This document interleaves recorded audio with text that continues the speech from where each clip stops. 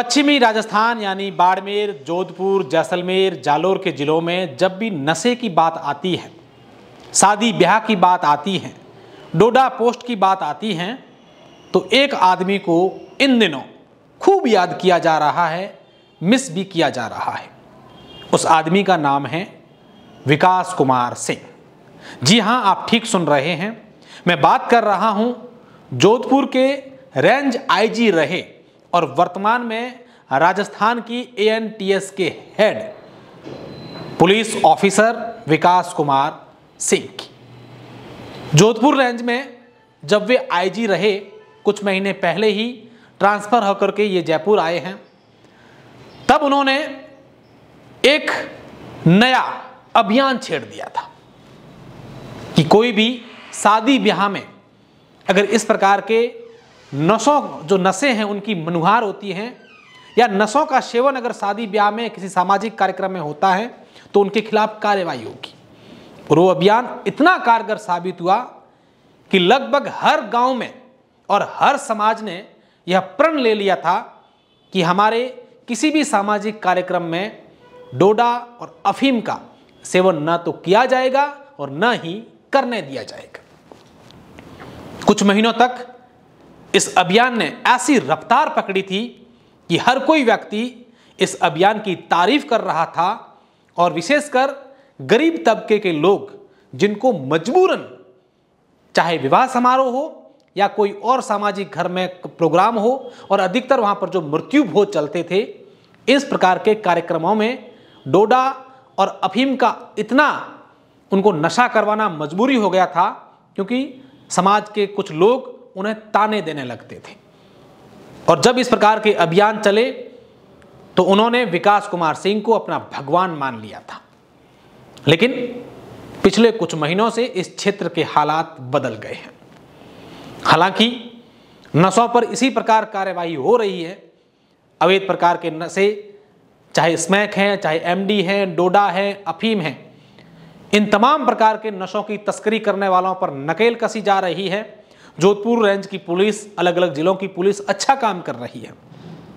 लेकिन जो एक जन भागीदारी होती है, सामाजिक जागरूकता होती है, और आम जन जब किसी विभाग के इस अभियान में जुड़ जाएं तो उसका असर देखने को मिलता है।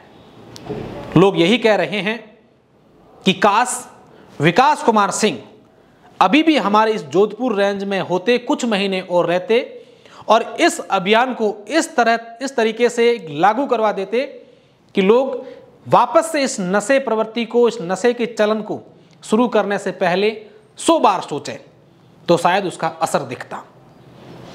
विकास कुमार सिंह जब अपने पद से जोधपुर रेंज आईसी से तबादला होकर के यहाँ आ रहे थे, तब उनका एक मैसेज बहुत वायरल हुआ था, और उन्होंने शायद जोधपुर रेंज की पुलिस के अधिकारियों को, तमाम पुलिस के जवानों को और आम जन को एक अपील भी की थी कि अभियान जारी रहना चाहिए, जिससे लाखों युवाओं के भविष्य को, जो लगातार बर्बाद हो रहा है, उसको बचाया जा सकता है। कई गरीब परिवारों को जमीन गहने बेचने से बचाया जा सकता है।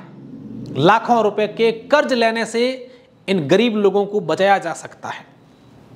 जरा सोचिए कि हमारे आसपास, हमारे गांव में, हमारे समाज में जब भी कोई शादी समारोह होता है, किसी की मृत्यु हो जाती है, उसके बाद एक परंपरा, रीति रिवाज है, उसके बाद जो एक भोज करते हैं, उस दरमियान डोडा और अफीम खाने वाले जो लोग हैं वो कौन लोग हैं? प्रत्येक गांव में, हालांकि आजकल तो ये चलन युवाओं में भी आ गया है, लेकिन जहां तक हम अधिकतर देखते हैं कि कुछ लोग ही होते हैं, 3-3, 4-4 दिन तक उनके घर पर बैठे रहते हैं। जिस घर में किसी की मृत्यु होती है, घर का कमाने वाला मुखिया चला जाता है, और कई बार तो देखते हैं कि घर का जवान, अगर कोई किसी की मौत हो जाती है, उसके बावजूद भी ये तथाकथित पंच, जो अपने आप को समाज सुधारक मानते हैं, वो लोग ऐसे लोगों के घरों में जाकर के बैठ जाते हैं और 3-3 दिन तक उठते ही नहीं, और फिर कहते हैं कि उनको तो 100 दिन हो गया है, अब उनको भला कहलाने के लिए आप कुछ खर्चा कर दो। लाखों रुपए के डोडे और अफीम जिस घर में शौक है, जो घर पहले से ही जिसका मुखिया चला गया हो, घर का कोई व्यक्ति चला गया हो, और उससे कुछ ऐसे तथाकथित लोग इस प्रकार का डोडा और अफीम सेवन करते हैं, चाहे वो अपने घर में दिन में एक बार कुछ मात्रा में डोडा और अफीम खाएं नशे के तौर पर, लेकिन किसी के घर में इस प्रकार का काम पड़ गया तो उसके घर को छोड़ते तक नहीं है। लगातार उसके घर में बैठ बैठ कर 3-3, 4-4, 10-10, 12-12 दिन तक वहां बैठ कर डोडा और अफीम दिन में 4 बार 5 बार खाते हैं। एक बार इन तथाकथित समाज के पंचों को सोचना चाहिए।